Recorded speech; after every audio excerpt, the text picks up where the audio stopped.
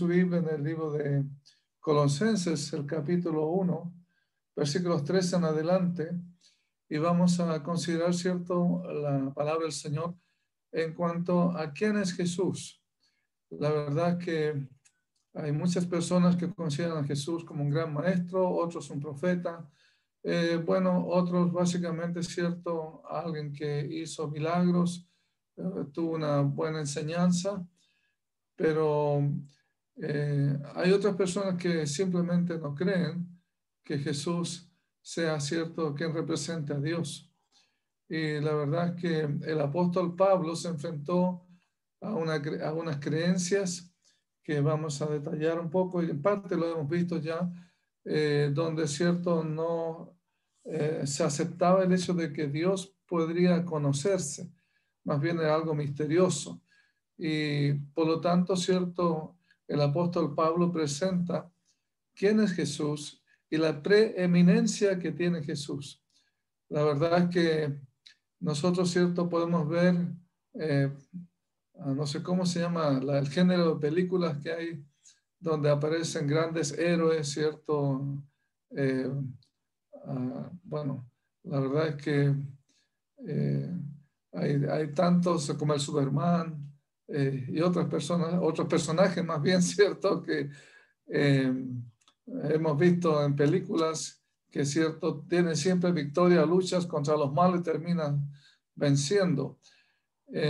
Pero la verdad es que son caricaturas respecto, cierto, a lo que es Jesús. Y yo sé que hay todo un tema, cierto, de estas historias, pero y también, cierto, yo sé que mucha gente ha seguido a filósofos, a pensadores que han hecho influencia en la sociedad, pero el que ha influido más en toda la historia de la humanidad es Jesús. Y en ese sentido, cierto, vamos a ver qué dice la Biblia sobre quién es Jesús. La pregunta es quién es Jesús también para ti. Realmente es importante eso. Entonces vamos a leer versículos 13 hasta el versículo 23 del capítulo número 1 de Colosenses. Colosenses capítulo 1, versículos 13 hasta el versículo 23. Son 10 versículos y yo les invito a que usted los lea, así como también yo los voy a leer y me acompañe en la lectura. Leemos en el nombre del Señor, dice, hablando de Jesús, dice, el cual nos ha librado de la potestad de las tinieblas y trasladado al reino de su amado Hijo, en quien tenemos redención por su sangre, el perdón de pecados. Él es la imagen del Dios invisible, el primogénito de toda creación, porque en él fueron creadas todas las cosas, las que hay en los cielos y las que hay en la tierra, visibles e invisibles, sean tronos, sean dominios, sean principados, sean potestades, todo fue creado por medio de él y para él. Y él es antes de todas las cosas, y todas las cosas en él subsisten. Luego dice, versículo 18, y él es la cabeza del cuerpo, que es la iglesia. El que es el principio, el primogénito de entre los muertos, para que en todo tenga la preeminencia, por cuanto agradó al Padre que en él habitase toda plenitud, y por medio de él reconciliar consigo todas las cosas, así las que están en la tierra como las que están en los cielos, haciendo la paz mediante la sangre de su cruz. Y a vosotros también, que erais en otro tiempo extraños y enemigos en vuestra mente, haciendo malas obras, ahora os ha reconciliado en su cuerpo de carne por medio de la muerte, para presentaros santos y sin mancha e irreprensibles delante de él.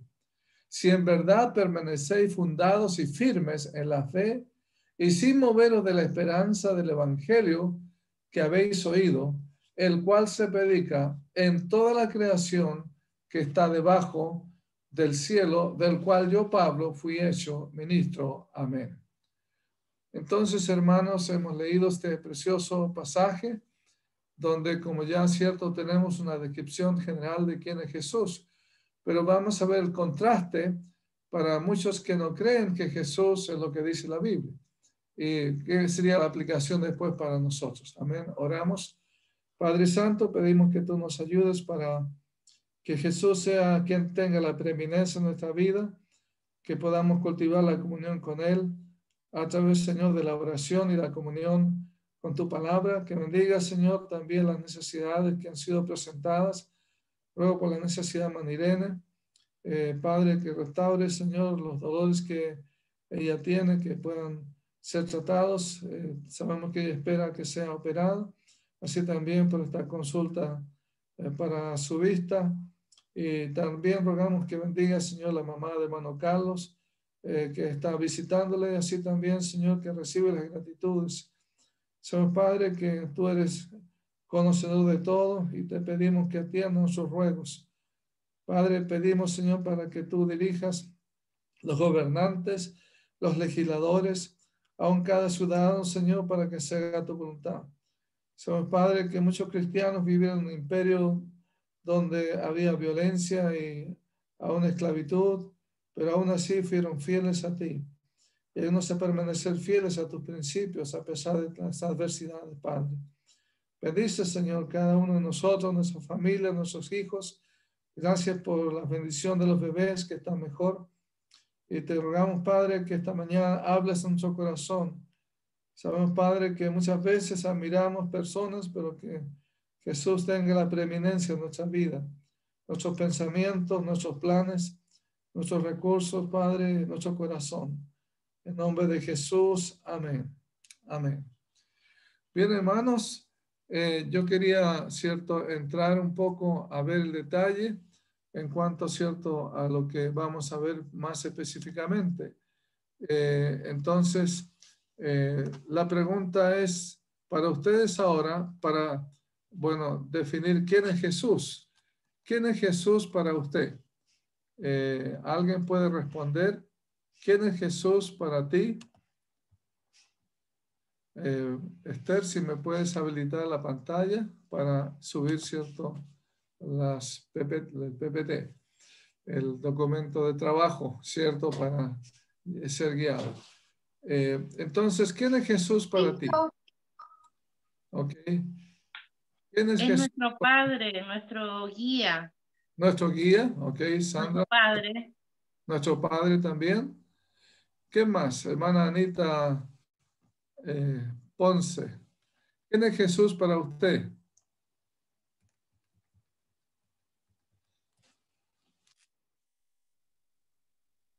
¿Sí? Es nuestro Salvador.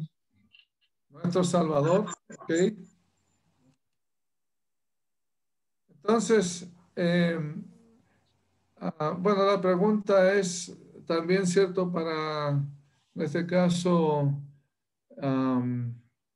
bueno, está Víctor, ¿cierto? ¿Quién es Jesús para ti, Víctor? ¿Estás ahí, Víctor? ¿Sí? ¿Me escucha? Sí, te escucho. Para mí el Hijo de Dios. Es el Hijo de Dios, ¿ok? Ok. ¿Alguien puede comparar a Jesús con otra persona en el mundo? ¿Tiene comparación Jesús con otra persona que haya existido en la historia? ¿No? Ok. No se puede comparar. Bueno, para algunos, como ya he dicho, cierto, Jesús fue un gran profeta, un iluminado, mensajero, gran maestro.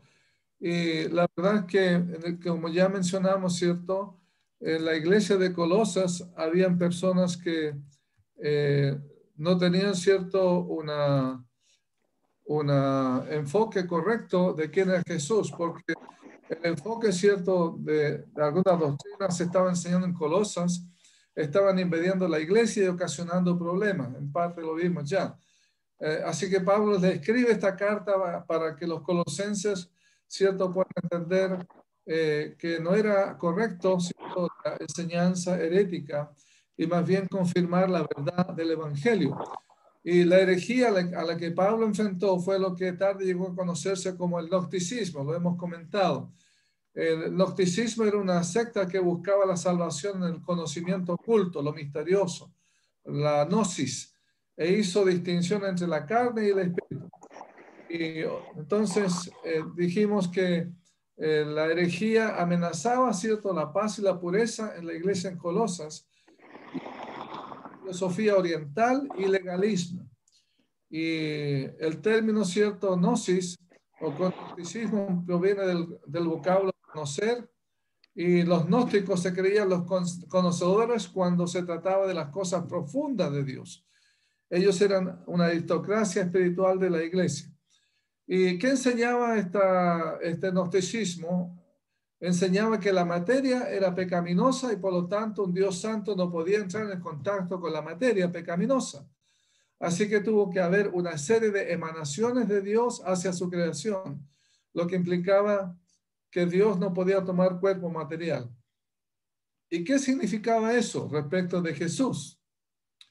¿Cuál es la conclusión si estamos bajo esta enseñanza? Que la materia, cierto, es pecaminosa y un Dios santo no puede entrar en contacto con la materia pecaminosa. Significa que Dios, cierto, que Jesús no podía ser Dios. Era una especie de emanación nomás de Dios, pero no era Dios. Y eso, cierto, involucra básicamente, cierto, una enseñanza que llega hasta hoy día, porque hay ciertas doctrinas en ciertas, digamos, religiones. Por ejemplo, el Corán menciona a Jesús como 25 veces, pero para ellos es un profeta nomás, ¿cierto? Es un iluminado. En este caso, los testigos de Jehová no creen que Jesús sea Dios. Por lo tanto, está basado, ¿cierto? Y de hecho, ellos siempre enfatizan un pasaje en el Evangelio de Juan, que uno puede ser salvo por el conocimiento. Cuando entra uno a conversar con ellos, el primer pasaje que presentas es el conocimiento. Entonces, Dios nos muestra en su palabra, ¿cierto? Por eso que la Biblia es la palabra de Dios y nos muestra quién es Jesús. ¿Ok? Entonces, debido a que, según ellos, ¿cierto? En este caso, los gnósticos, la materia era mala, tenían que encontrar alguna manera de subyugar la naturaleza humana en su búsqueda de la perfección, y de ello resultaron dos prácticas distintas. Una escuela de pensamiento sostenía que la única manera de vencer la materia pecaminosa era a través del ascetismo, la perfección, ¿cierto?, de los placeres de la vida, en el fondo de irse a un convento o a la cordillera para aislarse, no tener comunión con el mundo. Y el otro punto era que era permitido practicar todo tipo de pecado, ya que de todos modos la materia era pecaminosa. ¿Ok? La materia era pecaminosa. Pero en el fondo, ¿cierto? No importa lo que hagamos, total, ¿cierto? La materia es mala y el espíritu obviamente puede ser bueno y a través de él, ¿cierto? Podríamos ser salvos. Entonces, y esta era un poco, ¿cierto?, la influencia que había en esta iglesia. Y el agnóstico cree que se requiere cierto conocimiento especial para ser aceptado por Dios. Aunque algunos se declaran cristianos y se declararon cristianos, no obstante, Cristo no era suficiente como único camino de salvación. Y Pablo entonces les hace ver otra cosa. ¿Ok? Ahora, ¿por qué esta enseñanza era una enseñanza falsa? Porque en primer lugar se ataca a la persona y la obra de Cristo. ¿En qué sentido? Porque ellos creían que Jesús era solo una de las muchas, como ya dijimos, emanaciones y no el Dios mismo, el Dios encarnado. Y muchos tratan a Jesús como iluminado más que los grandes y aún, ¿cierto?, como grandes maestros. Pero la Biblia enseña que la encarnación de Dios, ¿cierto?, o que Dios se encarnó para realmente estar con nosotros, tener comunión con nosotros. Entonces ahora el apóstol Pablo define quién es Jesús para nosotros como hijo de Dios y también para aquel que quiera aceptar la palabra de Dios, la inspiración del Señor. ¿Qué reputación tiene Jesucristo? Y en primer lugar vamos a ver lo que ya hemos leído, que la Biblia dice que siendo Dios invisible se reveló en forma visible en Jesucristo. ¿Qué dice versículo 15? Leemos, ¿cierto? Versículo 15, que lo tiene rápidamente. Nuestro texto dice, Él es la imagen del Dios invisible. La imagen del Dios invisible. ¿Qué más dice? El primogénito de toda creación. Y luego versículo 16 dice, porque en Él fueron creadas todas las cosas, Vamos a leer solamente, luego vamos a comentar. Luego dice que nos muestra el versículo 17 que Jesús es antes del tiempo. O sea, no fue parte de la creación. Dice que Él es antes de todas las cosas. Preserva su creación, porque dice que todas las cosas en Él subsisten. Versículo 16.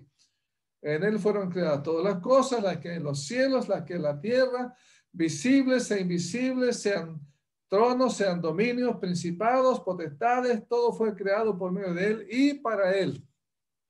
¿Ok? Además dice que Él es la cabeza del cuerpo, versículo 18, que es la iglesia. Además dice que Él es el principio, el primogénito de entre los muertos, para que en todo tenga la preeminencia, primogénito de entre los muertos. ¿Ok? Luego dice, por cuanto, versículo 19, agradó el Padre que en Él habitase toda plenitud, porque en Él, ahora versículo 9 del capítulo 2, digamos un pasaje paralelo al versículo 19 del capítulo 1, porque en Él habita corporalmente toda la plenitud de la deidad. ¿Ok? Entonces, en resumen, vamos a hacer breves comentarios. Cristo, cierto, nos muestra la Biblia que es Dios con nosotros. Dios dejó su gloria y cierto se encarnó en la persona de su Hijo. Y entonces vemos aquí muchas declaraciones de que no es cierto de que no podemos tener contacto con Dios, conocerle, tener comunión con Él, porque Dios se encarnó, vino a este mundo, ¿cierto? Y tomó cuerpo humano. Y por lo tanto, vamos a comentar brevemente. Cuando la Biblia dice que Cristo es la imagen del Dios invisible, siendo Dios invisible, de hecho la Biblia dice que a Dios nadie le dio jamás. Dice la Biblia que el unigénito Hijo del Padre le ha dado a conocer. Eso está primero en el Evangelio de Juan. Entonces Cristo es la imagen del Dios invisible. Imagen es el carácter, ¿cierto? Siendo Dios invisible, se reveló en forma visible en Jesús, su Hijo. Acuérdense que Dios no quiere que hagamos imagen para adorar una imagen, sino que Dios es espíritu. Pero cuando la Biblia habla aquí de imagen, es el carácter de Dios. Ahora, dice la Biblia que Él es el primogénito o principio de la creación. El término primogénito no se refiere a tiempo, sino a lugar y a posición. Jesús no fue el primero en ser creado. Para los TJ o testigos de Jehová, ellos dicen, no, Jesús fue creado. No, la Biblia dice que si Él es el creador, si Jesús es el creador de todas las cosas, primogénito simplemente significa de primordial importancia, de primer rango. No significa el primero que se creó. El primogénito, principio de la creación. ¿Ok? Luego dice la Biblia, versículo 16, como hemos leído, que Él es el creador del universo. Porque dice, porque en Él fueron creadas, que dice algunas cosas, no, todas las cosas. Todas las cosas fueron creadas, las que hay en los cielos, el cosmos, ¿cierto? Todas las galaxias, las que hay en la tierra, bueno, todo lo que nosotros podemos describir, visibles e invisibles. Hay cosas que no vemos. De hecho, la ley de la gravedad es algo que usted no ve, pero puede percibirla, ¿cierto? Por eso estamos cuidados de no tirarnos de un segundo piso al primero, ¿ya? Porque creemos que es algo que está ahí, ¿cierto? Sean tronos, sean dominios, o sea, las jerarquías, los dominios, los poderes, sean principados, sean potestades, etc. Todo fue creado por medio de Él y para Él. Entonces, siendo Dios creador, Jesucristo es el creador y el propósito final de la creación. También la Biblia dice que Él es antes del tiempo. ¿Qué dice la Biblia? Él es antes de todas las cosas y todas las cosas en Él subsisten. Siendo Dios eterno, Jesús también lo es. No es una criatura de Dios, sino que es eterno con el Padre porque Él es antes de todas las cosas. ¿Ok? Luego dice que, versículo 17, que Él es el sustentador. Yo sé que nuestras casas se echan a perder, hay que pintarla, hay que arreglar, ¿cierto? El califón y otras cosas, pero Dios, hermano, sustenta su creación. Él es sustentador de todas las cosas. Es quien sostiene al mundo, ¿cierto? Imagínense, la Biblia dice que la tierra está sostenida sobre la nada. Eso dice la Biblia. ¿Cómo, cierto, se mantiene todo el equilibrio de no estar tan cerca del sol o tan lejos del sol? Si estamos muy cerca del sol, bueno, vamos a tener un problema grave. Y muy lejos vamos a más que con frío, quizás muerto de frío, ¿cierto? Entonces, Él es el sustentador, es la cabeza de la iglesia. Siendo Dios autoridad plena sobre su iglesia, Jesús es el gerente general de ella, porque dice la Biblia que es cabeza del cuerpo. Además, es el primogénito de los muertos o de la resurrección, que es el origen de la nueva vida para ti y para mí. Siendo Dios el que creó a Adán como el primer hombre en esta tierra y que falló por el pecado viniendo la separación con el hombre, y sobre la creación Jesús tomó el lugar de ser el primogénito que ha sido levantado de los muertos. Es la propiedad de Dios y es el precio del rescate por nosotros. ¿Ok? Ahora, también la Biblia dice, versículo 18, ¿qué dice el versículo 18? Dice la Biblia que siendo Dios tiene la preeminencia sobre la creación. Dice que Él es la cabeza del cuerpo, que es la iglesia, el que es el principio, el primogénito de entre los muertos, para que en todos tenga la preeminencia, la preeminencia. Pregunta para ustedes, ¿qué es ser preeminente? Bueno, se ha ocupado esta palabra, la eminencia, ¿cierto? ¿Han escuchado eso? Aquí tenemos a la eminencia. Bueno, para qué vamos a agregar, ¿cierto? Algunos títulos que se le da. Pero viene a ser como la persona mayor, ¿cierto? De mayor importancia. Pero ¿qué significa la preeminencia? ¿Qué sería la preeminencia? Hermano Pedro. ¿Qué sería la preeminencia? O sea, que es mayor que todo. O sea, mayor que todo. es en el mundo, Más poderoso. en el fondo, Él es sobre todo, ¿cierto? Sobre todo. Ok. Entonces, la Biblia dice para que en todo tenga la preeminencia, en la creación, en los poderes, ¿cierto? Del mundo, en los tronos, en los dominios, en los principados, en las potestades. Dice la Biblia, Él tiene la preeminencia bajo todas, ¿cierto? Las autoridades que ha habido, ¿cierto? En el mundo. Dice que Jesús tiene el atributo de que realmente está preeminente sobre toda la creación. Y sabe, este pasaje dice que en él habita toda la plenitud de la deidad. Está toda la plenitud de la deidad en Jesús. Entonces, frente a los gnósticos o los que no aceptan a Jesús como Dios, realmente o aceptan lo que la Biblia dice, y Dios, cierto, a través de la fe que ellos podrían colocar en Jesús como su Salvador para darle discernimiento e iluminación, o simplemente, cierto, son personas que están perdidas al no creer en Jesús como Dios encarnado y como Salvador. Es tan fundamental creer que Jesús es Dios encarnado y además es el Salvador, porque de otra forma, cierto, uno no puede ser salvo.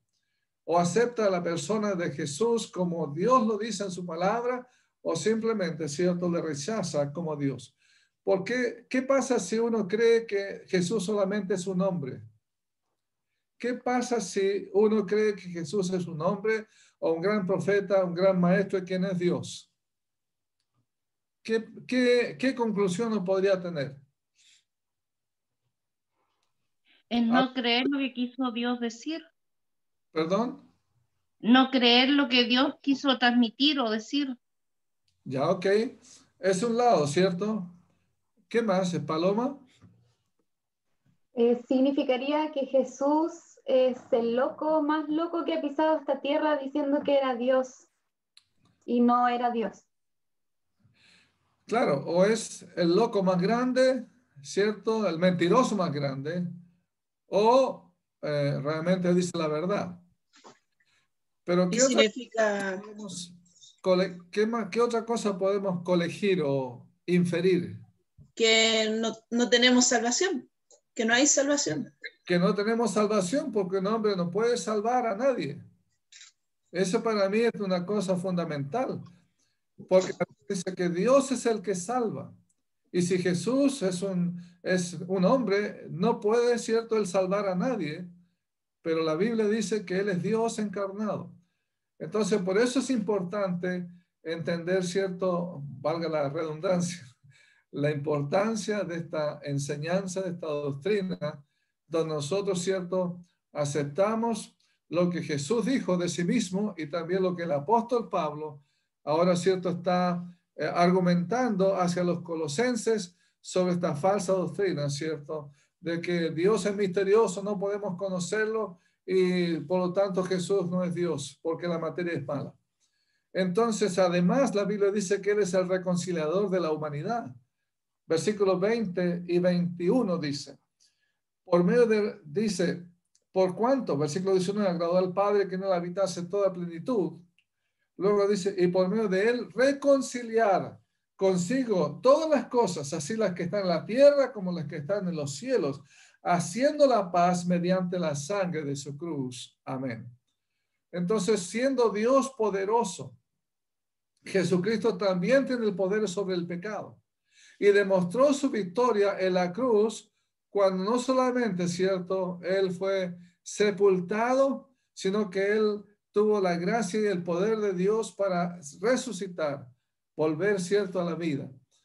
¿Ya? Él tuvo victoria sobre Satanás y sus huestes. Cuando Él estaba en la tumba, bueno, Satanás y sus huestes se alegraban mucho de lo que estaba pasando porque creían que habían tenido victoria contra Cristo, pero el Señor se levantó.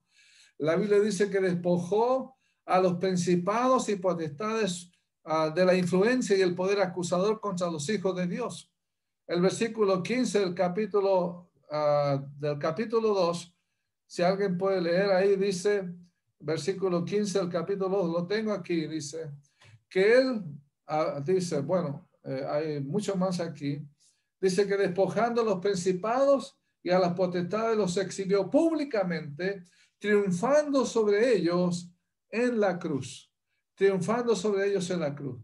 Despojó a los principados y potestades, aquellos que nos acusan, ¿cierto? Y aquellos que tratan de seducirnos para seguir el camino malo.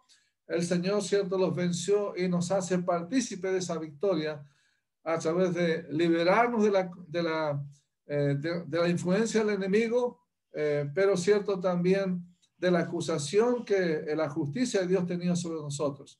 Satanás ya no tiene nada que decir de nuestro pecado delante de Dios, ¿ok? Porque le dice la Biblia, se exhibió públicamente. La obra del diablo es algo que se conoce de una manera misteriosa. Cristo exhibió la maldad del diablo y sus huestes estando clavados en la cruz. Todo el pecado del mundo, la influencia no pudieron vencer al Señor, hacerle desistir de su propósito de llevar Él nuestro pecado y tu pecado, triunfando sobre ellos en la cruz. Ok, entonces, cuando Él fue crucificado, se proclamó el triunfo de Cristo sobre el maligno y su obra de destrucción y condenación. Amén. Ahora, la pregunta, ¿en qué manera Jesús afecta nuestra vida? Si Jesús tiene todos estos atributos y es Dios encarnado, ¿en qué manera Jesús afecta a nuestra vida? Una pregunta para usted y una pregunta para mí. ¿En qué Jesús entonces afecta a tu vida?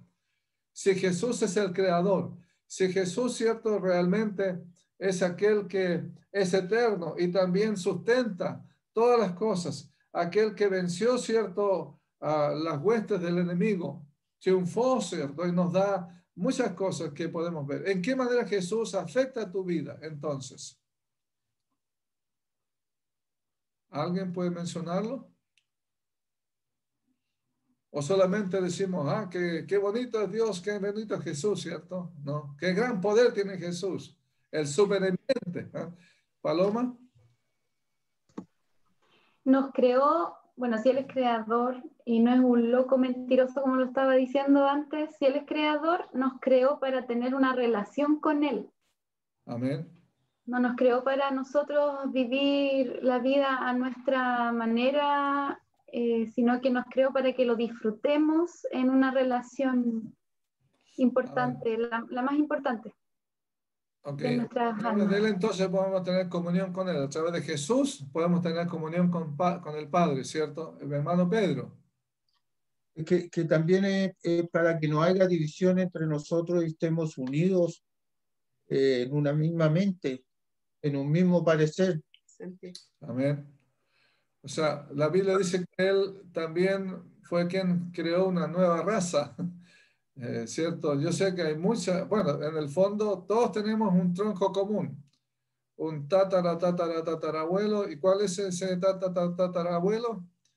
Es el Adán, ¿cierto? Ya venimos todos. Y Dios nos creó, ¿cierto? Ahora bajo el nuevo Adán, que es Jesucristo. Y eso está en Romanos, ¿cierto? Entonces, ¿en qué manera el Señor Jesús afecta nuestra vida ahora? La Biblia dice, Él nos ha librado de la potestad de las tinieblas y trasladado al reino de su amado Hijo.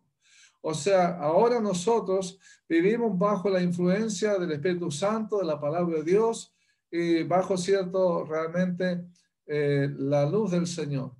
De las tinieblas, de oscuras, ¿cierto? En el fondo, desorientados y cegados, ¿cierto? Por causa del pecado de Satanás, nos ha trasladado al reino de su amado Hijo.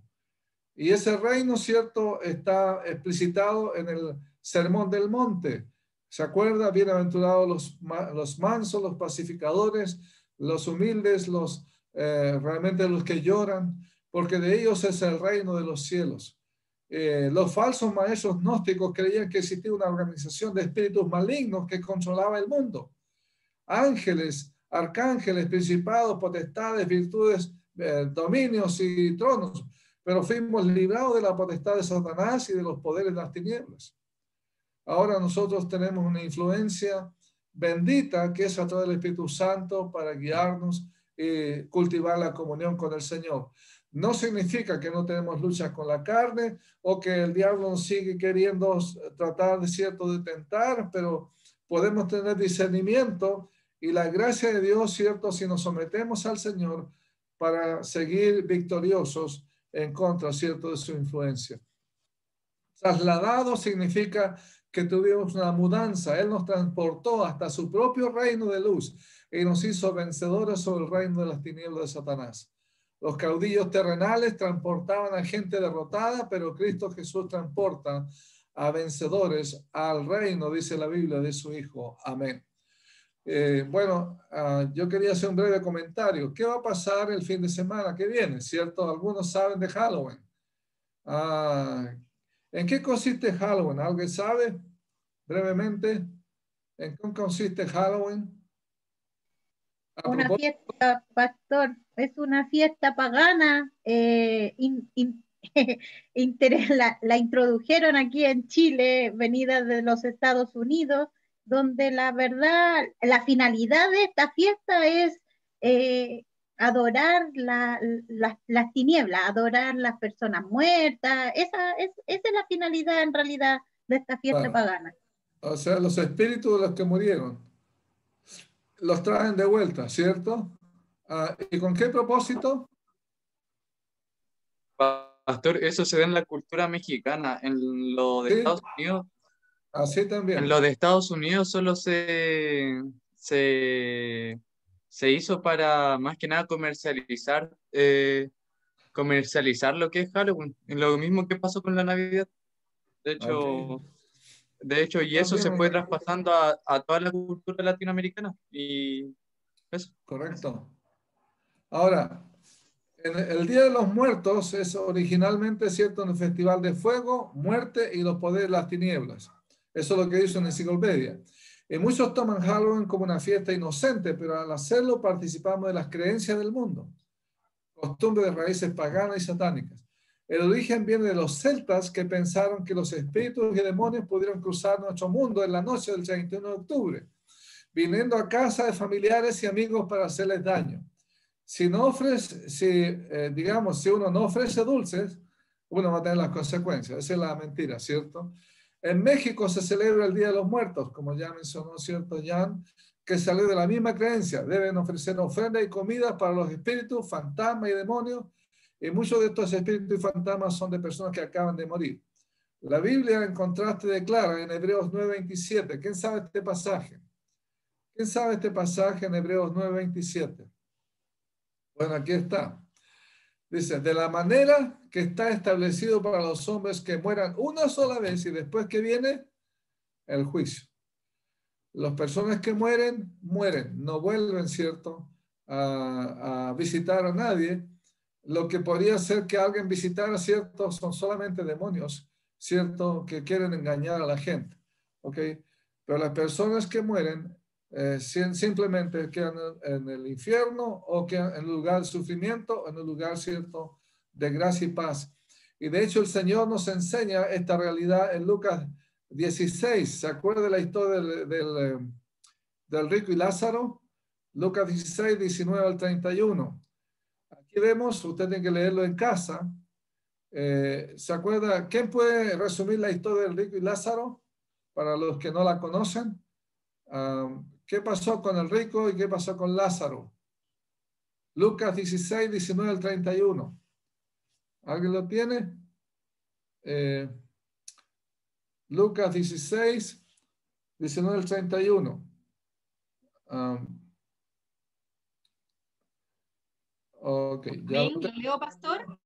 ¿Sí? ¿Lo leo, pastor? Ya, Sí, Lucas ok. 16, 19 dice, había un hombre rico que se vestía de púrpura y de lino fino. Y Más hacía cerca del cada día, micrófono para que se escuche de nuevo. ya, dice, había un hombre rico que se vestía de púrpura y de fino lino y hacía cada día banquete con esplendidez. Continúa hasta el 31, ¿verdad, pastor? Sí, hasta el 31.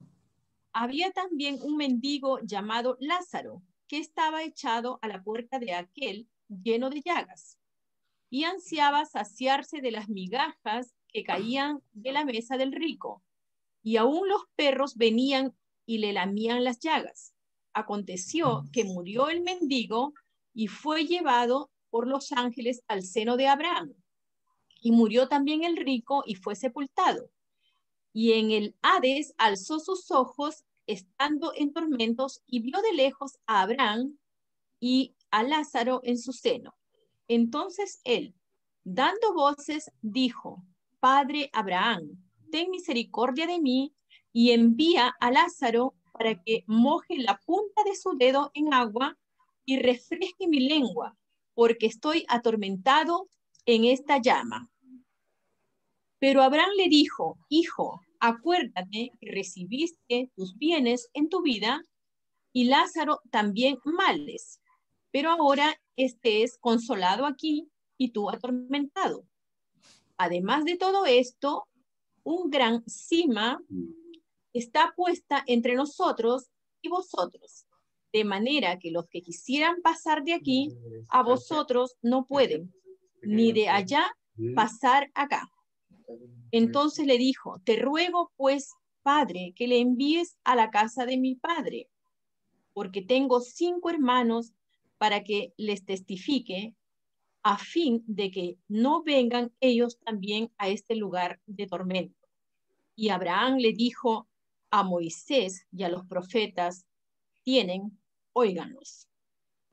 Él entonces dijo: No, Padre Abraham, pero si alguno fuere a ellos de entre los muertos, se arrepentirán. Mas Abraham le dijo: Si no oyen a Moisés y a los profetas, tampoco se persuadirán, aunque algunos se levantaren de los muertos. Amén. Amén. Bien, hermanos, entonces vemos aquí en esta historia que el Señor nos da la realidad de lo que pasa con una persona que muere. Un hombre que murió sin Cristo no pudo traspasarse a ningún otro lugar. Bueno, sabemos ¿cómo se llama? El muro de Trump. Y la Biblia habla, cierto, aquí de un muro, pero habla de una cima. Algo, cierto, que no puede pasar de un lado para otro ni para allá, ¿cierto? Y esa cima es invariable, ¿cierto? No puede hacerse nada, aunque realmente, ¿cierto? Podría haber un milagro que alguien, bueno, hubo el milagro, ¿cierto? El milagro que Cristo resucitó de los muertos. Pero la verdad es que cuando las personas están en el infierno se transforman en creyentes, pero ya no hay caso. La Biblia dice claramente, ¿cierto?, que para el creyente que deja esta vida se define como estar ausente del cuerpo y presente al Señor. No hay manera de pasarse a un limbo, ¿cierto?, para hacer algún tipo de oración y luego hacer méritos de una vez que muere, ¿cierto?, para estar de nuevo apelando a Dios para que le salve. No. Cuando uno muere, ya está definida su salvación o su perdición. el verdadero creyente nunca va a salir de la presencia del Señor después que muere, pero sí va a volver con el Señor a la tierra cuando el Señor venga en su gloria. Lo que sí, obviamente, hay que hacer ahora es compartir el mensaje de Moisés y los profetas. El mensaje de Moisés y los profetas. ¿Cuál es el mensaje de Moisés y los profetas? Porque dice más Abraham le dijo, si no oyen a Moisés y a los profetas, tampoco se persuadirán, aunque algunos se levantare de los muertos. ¿Ok? Entonces los que mueren no pueden pasar y no pueden salir de su estado, ¿cierto? Porque obviamente están en un lugar que no pueden cambiar esa condición. Y solamente esperan el juicio, los que mueren sin Cristo. Los que mueren con Cristo, obviamente van a esperar la venida, ¿cierto?, física del Señor, pero está en un lugar que no es de tormento, sino es un lugar, ¿cierto?, el paraíso, como la Biblia enseña. Ahora, estamos en la pregunta, ¿en qué manera el Señor afecta a nuestra vida? Como ya dijimos, ¿cierto?, afecta a nuestra vida en el sentido de que Él nos trasladó de lo que es, ¿cierto?, la influencia del reino de las tinieblas al reino de su amado Hijo. Y obviamente, ¿cierto?, también siendo nuestro Redentor, en quien tenemos redención por su sangre, el perdón de pecados. Él nos ha redimido. Redimir significa exonerar a un prisionero del pago del rescate. Ahora, nosotros teníamos que pagar no a Satanás, sino a Dios por causa de nuestro pecado, porque la Biblia dice que la paga del pecado es, ¿qué cosa? Hay que pagar con la muerte, ¿cierto? El castigo. De hecho, ¿cierto? Pasó con Adán cuando Dios tuvo misericordia, le extendió, ¿cierto?, la vida, pero iba a morir. Y cada uno de nosotros vamos a morir. Pero la paga del pecado es muerte, pero la dádiva, dice, de Dios es vida eterna en Cristo Jesús. Y además, dice, tenemos no solamente redención, sino el perdón de nuestros pecados.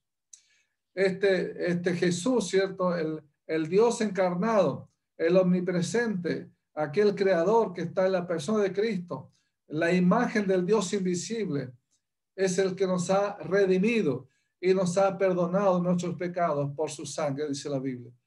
Perdón significa enviar fuera o cancelar la deuda.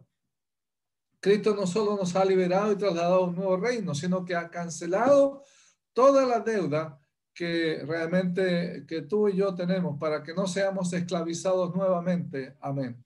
Entonces, no solamente podemos admirar las virtudes de Jesús como Dios encarnado, sino que hay un afecto práctico para ti y para mí. Nos ha trasladado del reino de las tinieblas al reino de su Hijo, y también, cierto, tenemos redención por su sangre, el perdón de pecados. Pregunta, ¿usted está plenamente seguro de que Dios le ha perdonado sus pecados? ¿Ha confiado en Jesús como su Salvador personal? ¿Le ha entregado su vida a Él y su confianza plena como Dios para que realmente usted pueda tener paz con Él? Porque Dios quiere realmente que usted sepa que Él es eficaz para perdonar sus pecados. Que no solamente algo de información, sino es algo práctico en su vida. Que si Dios le llama a usted, usted está listo para ir a su presencia, no porque usted ha tenido mérito para su salvación, sino porque ha confiado en Jesús. Ahora, hay un contraste entre tu pasado y el presente en Jesús, porque dice la Biblia, y a vosotros también que erais en otro tiempo extraños y enemigos en vuestra mente, haciendo malas obras, ahora nos ha reconciliado. Nos ha reconciliado. Usted se ha reconciliado con el Señor. Jesús no es solamente algo maravilloso para admirar, ¿cierto? Y adorarle, obviamente que tenemos que adorarle, pero Jesús tiene ciertas cosas prácticas para ti y para mí. Dios dice en la Biblia que nos ha trasladado del reino de las tinieblas al de su amado Hijo, nos ha redimido, nos ha perdonado, pero también dice que nos ha reconciliado. Significa, cierto, que antes éramos apartados, sin armonía con Dios, atrapados en la idolatría, en la esclavitud del pecado. Habíamos estado expuestos a Dios en sus pensamientos, y esto encontró expresión visible realmente en nuestras malas obras. Pero ahora, siendo enemigos en nuestra mente, la mente, ¿cierto?, haciendo obras malas, ahora nos ha reconciliado, dice la Biblia. para darnos la gracia para hacer buenas obras. Reconciliador, haciendo la paz, ¿a través de qué? ¿Pagando algo? No, dice la Biblia, por medio de él. Reconciliar consigo todas las cosas, así las que están en la tierra como las que están en los cielos, haciendo la paz mediante de la sangre de su cruz, en su cuerpo de carne, por medio de la muerte. Amén. Entonces, hermanos, sabemos que en Romanos capítulo 8 la Biblia dice que la creación gime a una. Hoy día se habla, ¿cierto?, de todo el tema, ¿cómo se llama este asunto? Cuando el clima, ¿cierto?, ha cambiado, no recuerdo el término, pero cierto, el cambio climático. ¿Ah? Hoy día está toda una preocupación mundial sobre el cambio climático. Y obviamente vamos más degradando, ¿cierto?, en la creación, porque la creación, dice la Biblia, está gimiendo. También la creación fue afectada por el pecado. De hecho, tu trabajo, nuestro trabajo, ¿cierto?, dice que hay que esforzarse, ¿cierto?, hay que sufrir para traer la provisión. La Biblia nos habla, ¿cierto?, que ahora en Cristo nosotros tenemos un sentido diferente en cuanto al trabajo, un sentido diferente. Él nos ha restaurado, pero un día va a restaurarse toda la creación, va a haber una nueva creación, por medio de él reconciliar consigo todas las cosas, las que están en la tierra como las que están en los cielos, haciendo la paz mediante la sangre de su cruz. Toda la creación se afectó por el sacrificio de Cristo. Amén. Entonces, el propósito también que Dios tiene, hermano, es la santificación, la comunión con Dios, para presentarnos dice, santos y sin mancha e irreprensibles delante de él. Los santos no son, ¿cierto?, aquellas personas, aquellas estatuas que algunas religiones levantan para que la gente le adore. No, los santos son los creyentes en Jesús como su Salvador. Pero esta santidad viene no por nuestros méritos, sino por la posición que tenemos en Cristo. Presentarnos santos y sin mancha. Él nos presenta, Él te presenta ante Dios, sin mancha e irreprensibles, ¿cierto?, delante del Padre. Él es el santificador de la raza humana. Entonces, haciendo un barrido general de lo que hemos visto, en contraste con la falsa enseñanza, la materia no es pecaminosa, ni tampoco es el cuerpo humano.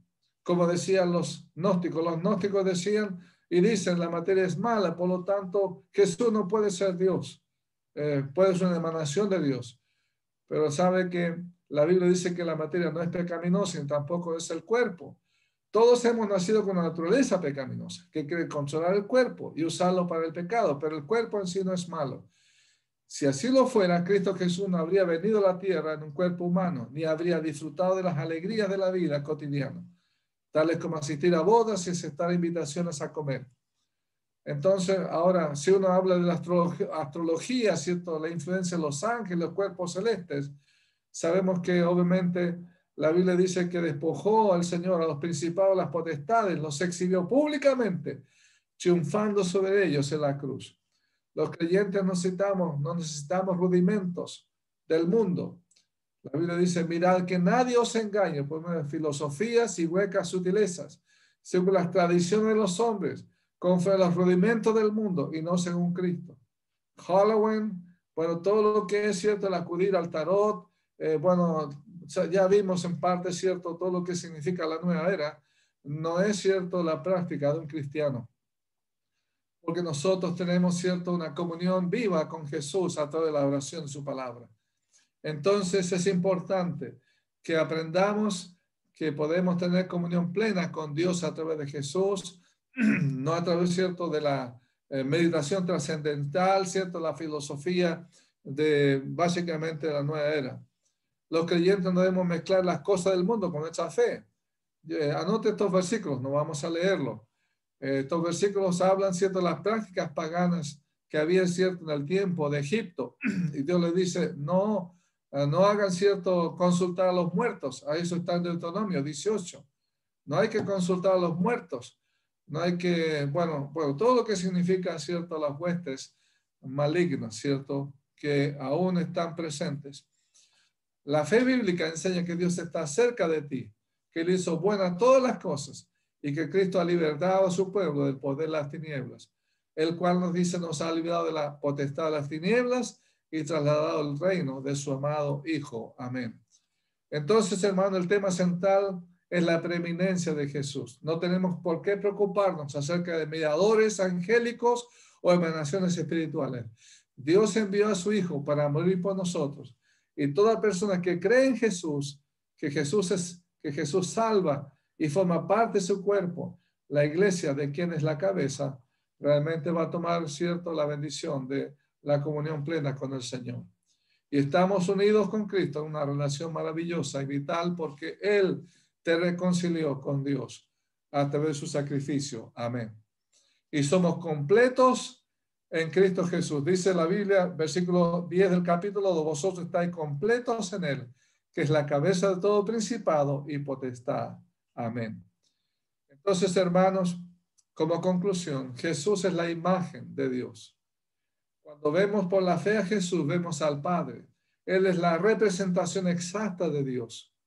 Porque la Biblia dice que en Él habita corporalmente toda la plenitud de la deidad.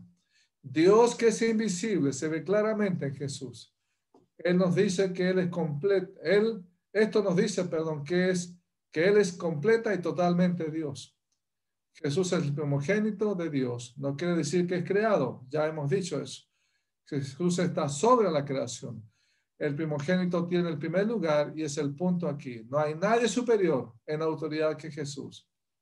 Ahora, Jesús tiene la preeminencia en nuestra vida, en tu vida, en tus recursos, en tus planes, en lo que es cierto, tu familia, en los negocios, bueno, en todas las cosas, las áreas de nuestra vida, nuestra familia.